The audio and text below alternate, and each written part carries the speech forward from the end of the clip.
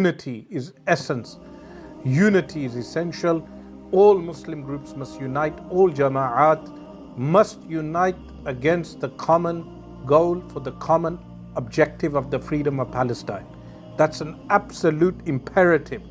We cannot allow political division, ethnic division, linguistical division. We cannot allow sectarian division. None of that with regard to that one objective.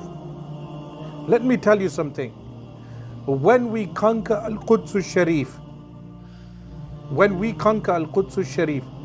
I will be the first Sunni debater against all the sects. I will debate the Shia, I will debate the Wahhabis. I will be at the forefront of debating them.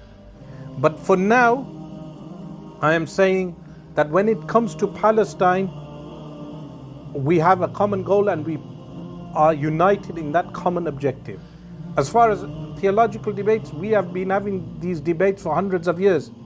I will continue having those debates after we conquer Palestine, after we conquer Al-Quds Al-Sharif. But the debates will carry on. Who said the debates will stop? But in that common objective, we will continue.